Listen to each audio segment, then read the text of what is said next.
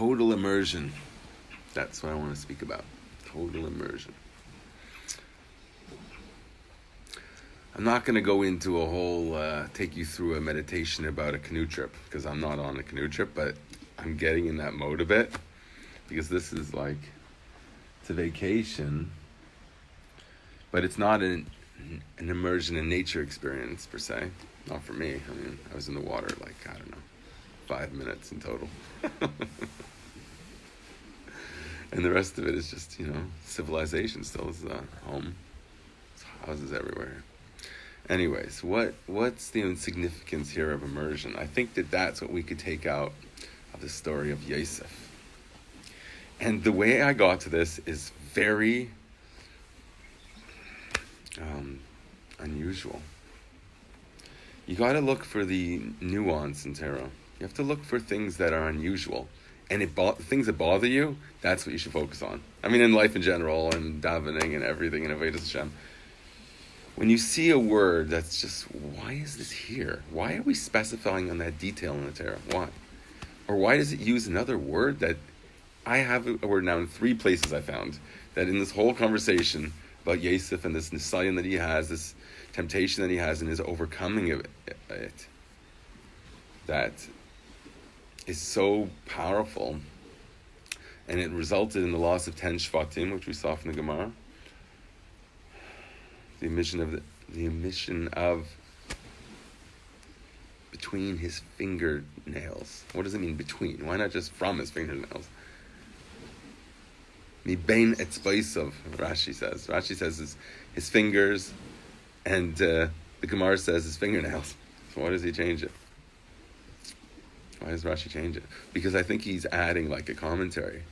Between his fingernails, between his fingers, between his faces. In other words, coming from within. It's an immersion experience. What did Yosef do at that moment? What does that represent? Yosef clawed through tile, through cement, until he dug his fingers into the earth. The essence of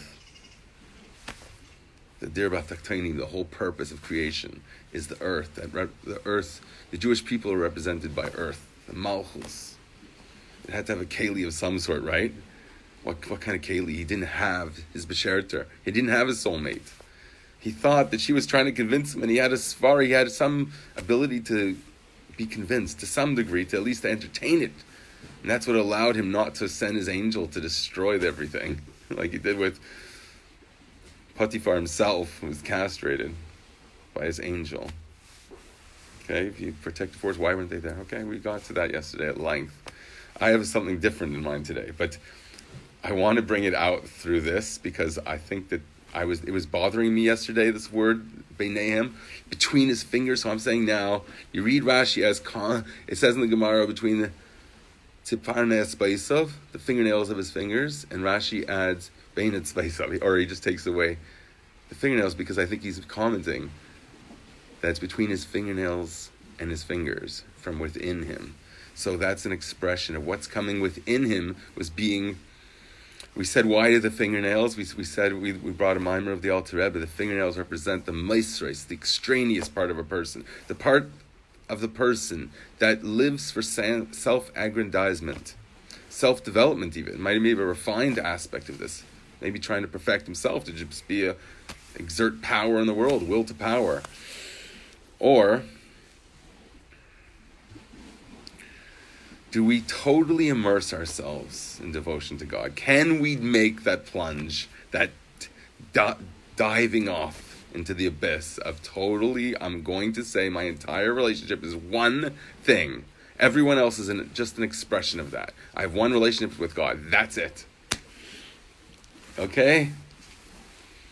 That's the immersion that I think is at stake here in this episode, in this tremendous conflict. Okay, that's another thing I wanted to speak about. That conflict itself, that ambivalence, I think, was the source for the power that he harnessed that allowed this to result in the ultimate meriting to find his Besherta against all odds. He found his soulmate.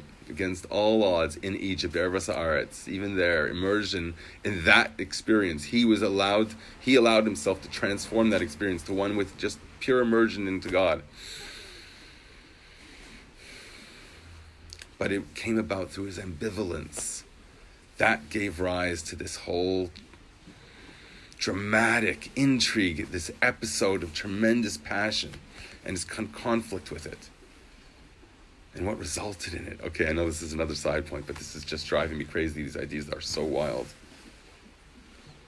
The Alter Rebbe's mind there connects.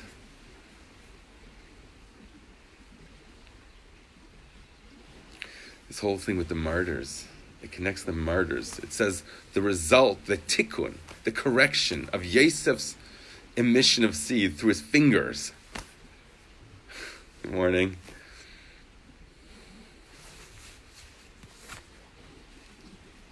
The correction for that wastage. Firstly, it resulted in his own pain, right? He dug his finger, he clawed through tile, cement into the earth so that it should have a keli of some sort. It should have some vessel to contain all that energy. Something good should come of it. He recognized it was his fingernails. There was some self-aggrandizement in his process that led him to his power. At 17 years old, he was putting on eye makeup and curling his beard, or he didn't have a beard, his hair. Or he was doing his eyes, and like he was in the height of like King Tut fashion. He had that was his nature. That's who God made him. He made him beautiful. And he used that beauty as a means to exert influence on the world. He wasn't afraid, even in jail, about, people inappropriately desiring him. It happened in the palace where he lived. Not in the palace, but in the mansion, whatever. And then his angel protected him, right? So he had that exertion of force. It wasn't this effeminate. It was, okay, I brought sources that said that he had a soul of a female. Okay, whatever that means. He was a very masculine person, believe me. He didn't have any problems with that, okay? Look what the result of Ashes Potiphar had on him. But, of course, through the idea that kingship, she wanted to be the mother of kings. So she was convincing him. He had the ambivalence, the tension. The tension was the focus there, and he wanted a place. Okay, so what we explained that I think it was the Ramban that said that he did this. He dug his fingernails for the pain to take him away from the detracting elements, to lead him back to where he was supposed to be focused on this immersion in God. And that brought him back. So how did it result later? What did it come out into? I don't think it's appropriate to have a baseball hat for this. Maybe not even the sunglasses. Not for this. This is really good stuff. How did it manifest? What was the outgrowth of this? This was the mother for a future event. It had some malchus to be able to receive and contain this and reappear in history through one of the most tragic events in history. The event that I try to think about when I say Shema. I'm thinking about, I think it was Rabbi Shmuel, I can't remember exactly who, but it's hard to even say the words. I'll try and say it quickly so I don't get immersed in that. They carved off his skin and he didn't say a word. He didn't utter a sound as they're carving off all the skin of his body until it came to here. To here, right here. Okay? That's the soft spot in a baby's skull when they're born. It's soft there. So it's a place where I don't know what happens. But it's filling right here. His whole body, he would not utter a scream. There's no power that's going to be exerted on such a holy tzaddik. Not even in such terrible pain and suffering. The Sarei Harugei Malchus, the 10 martyrs. I think it was Rabbi Shmuel, I can't remember. So, when they get to the place of his tefillin, the last place left of his body, the way I understand it, he let out a scream, a roar, that shook up the entire world. I think, since it's related to the tefillin, that's the kavanah in tefillin. You're supposed to imagine yourself being martyred. We can't imagine ourselves being martyred. That's impossible. You can imagine, however, sort of you can imagine. We can't imagine because we have the Rebbe. We have the Rebbe as a current example of what tzidkus can mean. Real righteousness, true righteousness, the real thing, right? So we have a model to envision what does it mean that someone can take suffering? What could he not stand? What caused him to roar and shatter the world, or shake up the world, rather? When they got to tefillin, when a person puts on tefillin, whose tefillin are they putting on? I like to think I'm putting on God's tefillin. I am now, because the whole thing is being mashpia. So I think the mindset there, the main idea is thinking about, and we have that mimer, the Bar Mitzvah mimer speaks about tefillin. Tefillin de Mare Alma, Makasi Bahu, I think it says. The tefillin of the Master of the universe, what's written in them. Mi Kam Kol Yisrael Goyachad Ba'aretz. It says, who is like unto you, the Jewish people, one nation on earth? So, okay, you have this idea of drawing down from above to the earth. We speak about the earth before the nails. The productivity in the earth, that's this Neshamas Yisrael. So when you what is tefillin? When I'm putting on tefillin, since it's mashpia, we do it outwards, like we're going out the whole thing, the menorahs outwards, the windows in the holy temple were outwards like that, to spread the light, because it's a source of light. It didn't need light inside. It needed to give light to the rest of the world. So tefillin, I like to think, since it's the mashpia, the whole thing is that your left hand is just the receiving is an aspect of receiving with your body. You're doing it with your body, but you're doing the action. And you're mostly in mashpia mode. So I like to think that I'm trying to embody godliness here. Let God fulfill the mitzvah in the most tangible, physical way, which is what He wants, so to speak. Right? So I want to, at that moment, what does God feel when He puts on tefillin? What does God feel? Mi kam kol Yisrael goyachad ba'aretz. Tefillin de Mara Alma Makasi Bahu. What's written in God's tefillin? He's thinking about the precious, the Jewish nation. So when it gets to his tefillin, when they're taking away that part of his skin, the last remaining part of his skin, that he couldn't handle. He could handle self-torment. Why? Because his whole life is devotion to God. And if that's what God wants from him, then He'll do that with utter devotion, not utter a sound of protest, not a sound. But when does he protest? When does the tzaddik finally cry out? When it's God's kavod at stake. When they get to the point of his tefillin, and he says, my tefillin is God's tefillin. Mi kam kol Yisrael goyachad ba'aretz. Where is God's grandeur and majesty when his precious is no longer represents him in the world? No longer has the ability to bring godliness into the world, to show Mi kam kol Yisrael goyachad ba'aretz.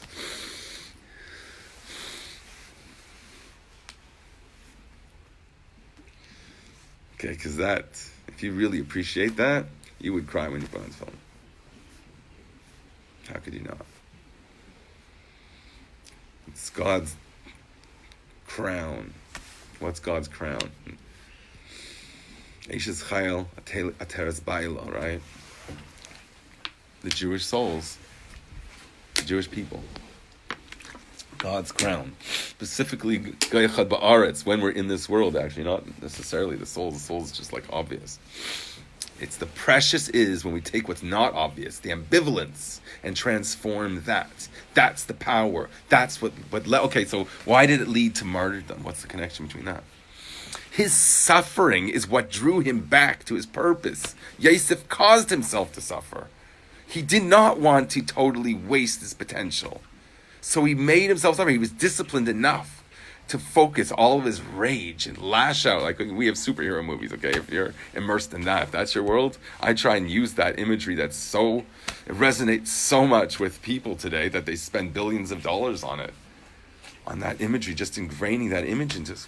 But we see this in the Torah, so like, there's a reason why we're attracted to things. We have to find the purpose of that. So Yosef saw the purpose of that. Okay, I don't know if I said it completely properly yesterday. He saw the Yeknes Shel Yaakov Aviv. He saw the vision of Yaakov, his father, in the challah, in the window, looking in through the cracks, right? He saw, I don't know if I finished saying this last time, so I just want to repeat this. So he saw beauty. Yaakov represents beauty, and he saw that the beauty that attracted him, the source for that, the holiness from where he came, his source, his father in heaven, that's the source. But I'm going to see light. The light in my world, I'm going to see your light in it. So once he did that, she fell away. She was doing it lishma, true. She had a holy intent, but she fell away. All she got was his clothing. And he was gone. He's ready to crawl out of any prison, right? To devote himself to his real beloved. And then he ends up finding his B'sherta. Okay, that makes total sense there. Obviously, he deserved to find a proper vessel for that. But look where it's manifest in the martyrs. The 10 martyrs, their suffering caused it to diminish the problem of this for the Jewish people. So we have more power because of Yosef, because of the martyrs, because of they brought themselves to suffering. You see how the two things connect. Okay, so I wanted to tie this in with Beinayim, and I have another source for Beinayim, because he between his fingernails, and also he extends his finger, okay? I'm going to read this. The angel said, "Well, the Master of the universe, what is man that you are mindful of, and the Son of Man that you think of?" I said this yesterday, so I'm saying it very fast. God outstretched his small finger among them. Remember we said that was the Katan Shav Yisrael. The smallest among the Jewish people is Hashem's pinky finger. Does he want his pinky finger hurt? God forbid. It's terrible suffering. But he's showing us a sign of power, because that's the power that burns up these angels that are accusing. God has stretched his finger. Okay, so he said, let's read the Hebrew. Haishit, which is an unusual term. It's a term that's used by Esther touching the golden scepter. It's awesome, okay? The same, I'm almost positive it uses the same term there, because I think I saw that, I looked it up. Haishit etzbal tana beinehem. He extends his pinky finger. Beinehem. Amongst them. Why did you say alehem, or to them? Or what does it mean, beinehem? It looks like he's burning them up with fire shooting out of the finger. Okay, if it did, okay, if that's the image we're supposed to have it, the Torah draws our attention that the finger's what's going beinehem. Why does it say beinehem? Why does it say it went from between his fingernails, and Rashi has a whole drush about it? Who cares? Why does the finger, he puts it beinehem? Think about that imagery for a second. It seems obvious.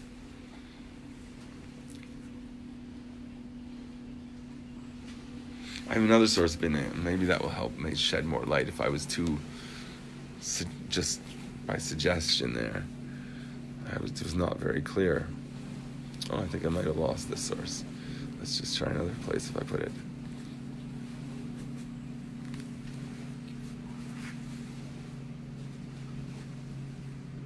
Oh, I know where I put it. Right here. Okay. No, that's not it. That's another thing I wanted to get to. Oh my goodness, I think I lost this source of another Beinehem. Just because my computer seems to be going a bit wild. Oh, that's a shame. Okay, so maybe I'm going to now segue into what I wanted to get to. Maybe I'll find it in here, I don't know. I found this amazing teaching. Of course, Rabbi Merkur is posting incredible stuff. Basically, it supports this idea. I know I didn't finish the Beinehem, okay, but that's like the idea of immersion. That's immersion, like totally being in the act of unity, the total immersion in nature I spoke about before. But he's extending his pinky finger, Beinehem, among them, in them. The fingers went into the earth, okay? There was this whole immersion experience. I had another source for Beinehem. It's a shame I can't find it right now. When you're on the spot, it becomes more difficult to look up sources. They have to be right in front of your face. So much better with Sfarim on a desk. I think Rabbi Kaplan is doing a good thing. Okay? My desk gets like that too. I just have a much smaller desk, so I'm limited. I've been waiting a long time for my desk. If my friend hears who's building it for me, please have mercy on me. Okay, so I'm going to try and just jump through this a bit, because it's a bit long. Maybe some of it I'll read. He brings a source. I don't really know what the source is. It says, Baina Yerushalayim. I don't know what that is. That's where this is from. A person should I'm just going to maybe say it outside. A person should see all the ambivalence in his life, the different pathways before him. With, in terms of spiritual, he's trying to do what God wants, okay? He's Eshes Paitifar. And he sees the signs seem to point that God's leading me here. How do you know that it's right for you? Here it says really you don't know. And God wanted it that way. He wanted this process of sifting through the world. It's the tension of trying to confront our passion, our fire that might be directed to the wrong places. And that's why the ambivalence of Yosef, he didn't know. Maybe it was the Shem Shemai. Maybe her vision was correct. He had to, but that's for a purpose, so that we will come to have faith in God. And God can have this intimacy with us that our vulnerable moments of not knowing, he sees that we're trying. And if we didn't have that, this is what Michael brings out about it. If we didn't have that, we'd be selfish, he says. I didn't see those words in the actual text. He says we'd be selfish human beings. I'm trying to look for those exact words in it. I don't see it. But I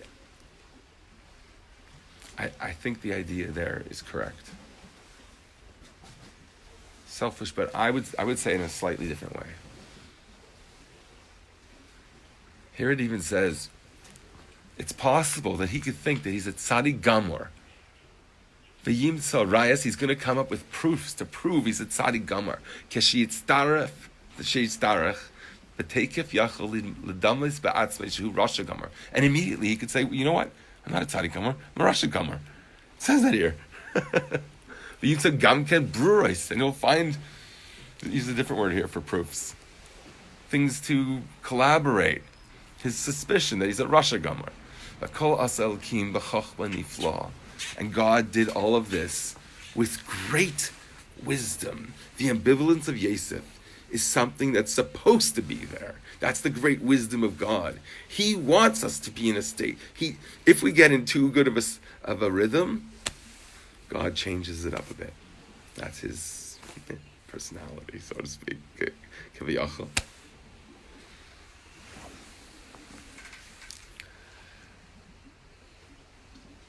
It should not just be something that you predetermine in your mind as I'm going to process every day the same way and I'm going to have a perfect path. God will send things, this is my own idea. God will send things in your world to shake it up a little bit, make you think maybe this other slightly different approach is better. That's the beauty, the dance of life, basically. The shir shirin. Everyone has their own voice, the cadence, the vacillation, the oscillation of tonality, and all that is expressive of this dance of life. That's what a melody is. We spoke about that in other places. Okay, I just want to try a little bit more to find this other source that I had about Beineim. Oh, I know where I could find it. I think I can find it. Okay, while I'm going through my sources here, I'm going to just have another one that was very interesting. Who caused Yosef's name to be etched on the stones of the ephod? It was only the might of Yaakov from the shepherd, the stone of Yisrael. Genesis 49:24 means from there, because of Yosef's ability to withstand this trial, he merited to become a shepherd. I think I read this yesterday, but I just think this is an awesome thing because I was talking about it and I would really have to realize that this is a source. It's a Saita 36b, look it up. It says he became a shepherd from withstanding the trial. So he had a positive outcome of this too. He lost something and he gained something. As it stated, listen, O shepherd of Israel, who leads like the flock of Yosef, Pasuk and Tilim. That's the proof for it. Okay. Then it speaks about the bow, which is an awesome idea because it's the whole bow. The Kerekesh is called a bow. His strength in withstanding this test, Yosef's, it's called a bow. Al Shem Shazera Yerekachetz. I said about this yesterday. It has to do with the productivity that shoots out like an arrow.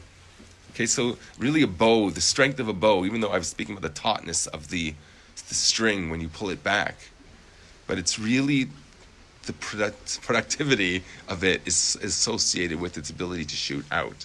That's a bow. That's the strength of Yosef. So it's not enough the ability to just repress it. It has to go somewhere. He has to claw through all materials to get to the earth, to have some keli and it has to be from his fingernails, because you have to realize it. You have to have the suffering. It's all the same idea here. To make this okay, you guys get the idea, I think, by now, right? He said, the Yeknishal Aviv he saw, as it says in Saita. Okay, just going through some source. I don't want to miss anything here. He merited to be, okay, that I said before. Oh. Okay.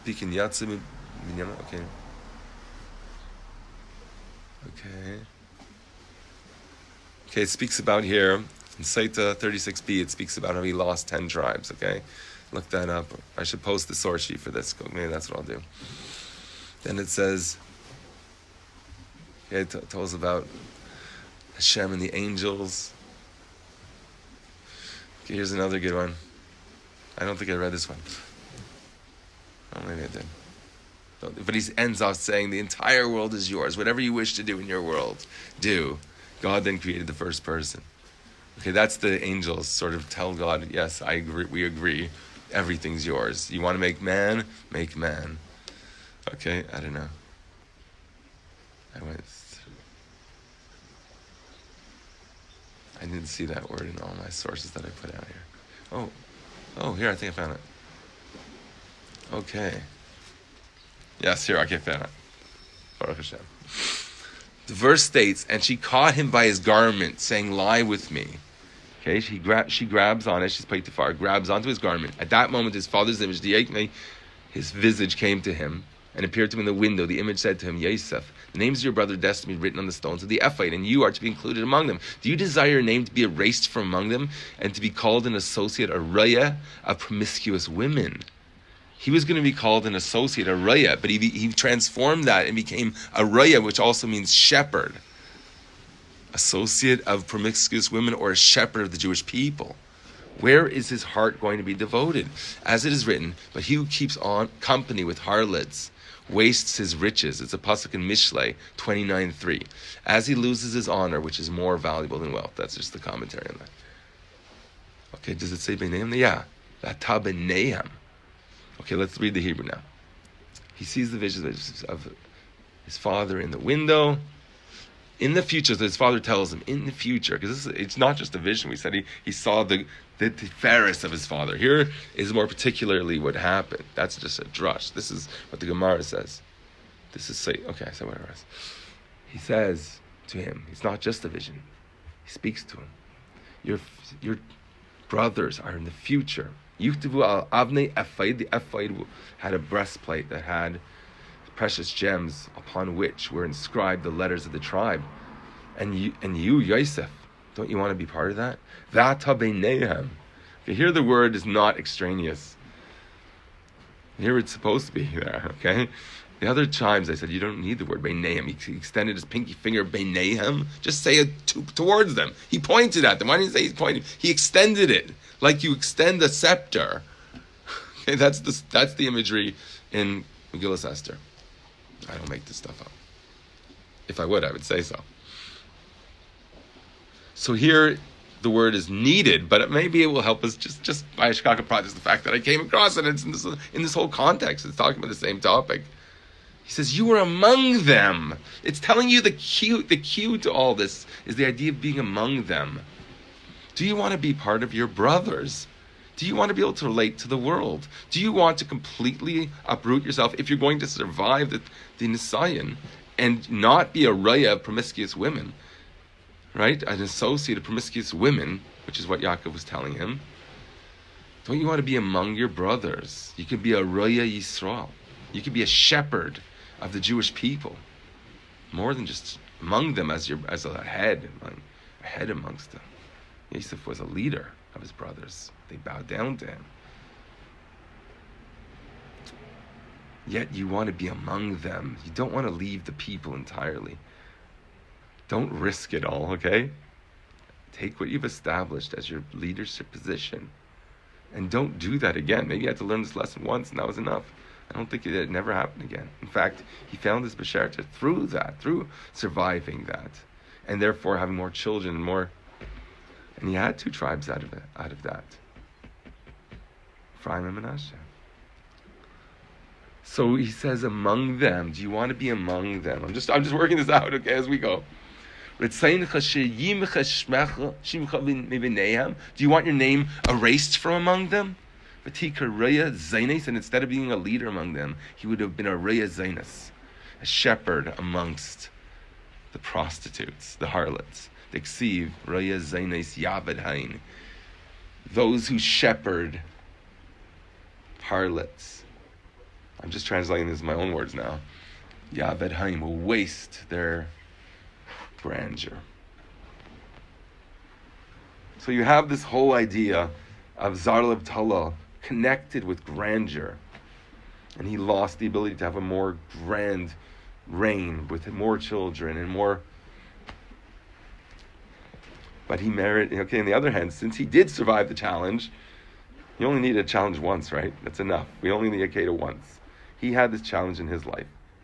He wasn't an idiot to go back to such an environment again. But, I mean, I don't want to say that, so it's not right to say idiot by Yosef Tzadik. So I don't want to give you the wrong idea.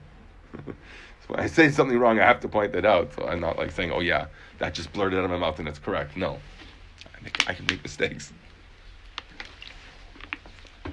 But I can say when it says, the Torah says, Yaakov is telling Yosef, do not be a shepherd of harlots. Awesome words. Okay, so Beinehem means be among your brethren. You be a real leader of people. Don't risk it all again. That is an awesome message. Okay, so I always like to explain. This is yesterday's class extended, it seems, doesn't it? I brought a couple more sources. I brought that amazing teaching. I don't know where it's come from. B'nai Yerushalayim. I don't know. Okay, I'm not a genius. I don't know everything. Someone told me, what is Nidpas B'nai Yerushalayim. Siman Ayin Dalet. Okay, someone Google that for me. B'nai Yerushalayim. I never heard of it. It looks, I don't know. Usually posts from the Alter Rebbe. Curious what that is. How's everyone doing? Was that a full thought? Did I finish the whole topic? What were the words that I started with? I don't have it in front of me anymore. Okay, I got it on my computer. I'll go Google. I'll look it up. I'll make sure I like to tie in the header. Make sure. Total immersion. When is a person completely immersed in something? Either it's always not a bland experience. That's not representative of total immersion. It might be bland in the sense that your ego is completely eviscerated like those angels. So what's the immersion? When is your haishitetz bayu hakatana, his little finger, beinehem, among the angels? What are you doing? It's so awesome. Immersion. The immersion experience typically, because they burnt up, okay? They burnt up. It was fire. The fire might extend his finger. Okay, if you want to have an image of like some kind of science fiction image to go with it, it looks like fire shot out of his finger like an arrow, right? But it's an extension. The bow is the arrow. That's what Rashi is telling us. The bow is the arrow. They're one and the same thing. That's the strength of the bow, and they're shooting at the arrow. That's the arrow the bow is expressed through the shooting of the arrow. It's the power to reach out, to be among your brethren, to be.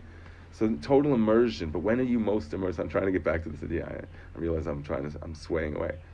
Total immersion. And you're digging your fingernails and you're clawing at the prison around you because you want to get to the holiness, the earth, the Malchus. You want to have a worthy purpose, to be part of Malchus. Everything is included in Malchus. Where is your place in Malchus? When you want to immerse yourself, it's either the agony and suffering, the pain of redirection of that energy, the suffering that results in the martyrs. I spoke about the tefillin. Okay, that's what I like. I like to imagine that energy is drawing.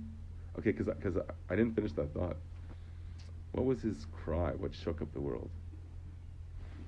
It was like the outrage of the sense that God's glory now is being, okay, that's what I spoke about before. But what's the flip side, or what's the pneumius of that outrage? Because outrage will not last. Ultimately, our lips will be sore from saying, thank you, Hashem. Or enough, Hashem. Enough blessing you're pouring out on me.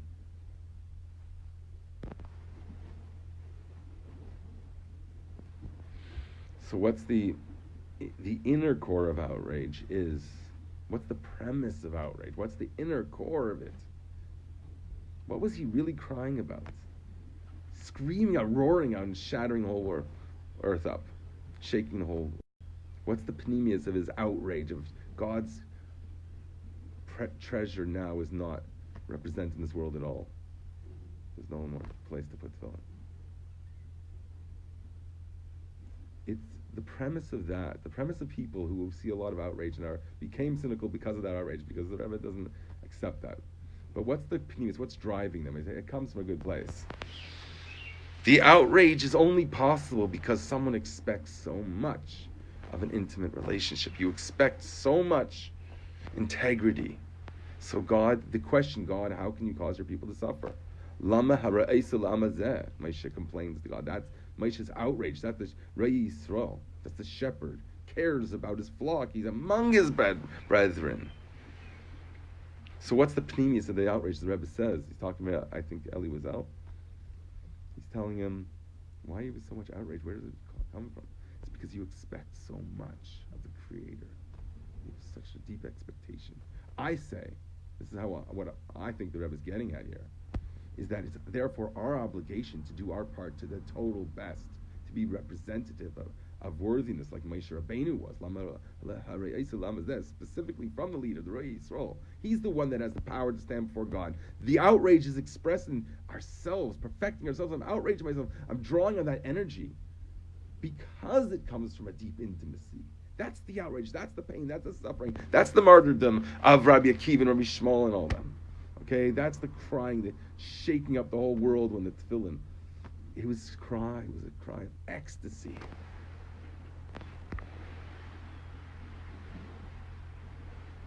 Knowing that your outrage is not going to last. God is going to take every single Jew by the hand. Think about what that means. The kid who was broken, his gripping his parents' hands at, I don't know, Auschwitz or wherever they divided up. Holy precious.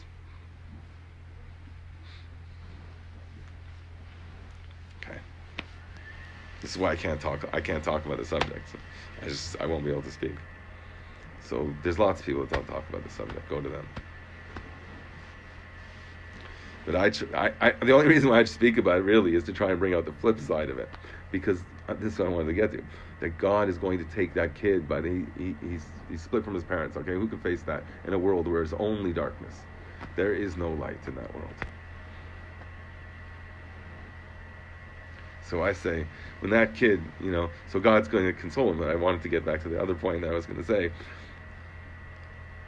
So God's going to console him, and therefore, I imagine like someone like, I don't know, I don't think it was Rabbi Shmuel, maybe it was someone else that has, when he screamed at the tefillin and the outrage, and that he was such a tzaddik, I'm sure that really it was experienced, at least in the pneumius, or after, like later, like when, after that moment when he finally, his soul went back to his maker, the ecstasy of that roar,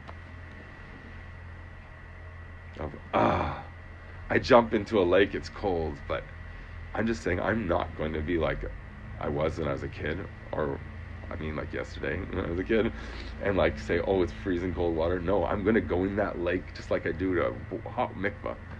I'm going to go, okay, that's obviously a very small challenge, but I'm trying to give the idea where that's something, thank God our lives are more delicate and more comfortable and cushier, than they were in other times. So he's crying out. So I imagine, I keep talking about this, I'm really it's not right.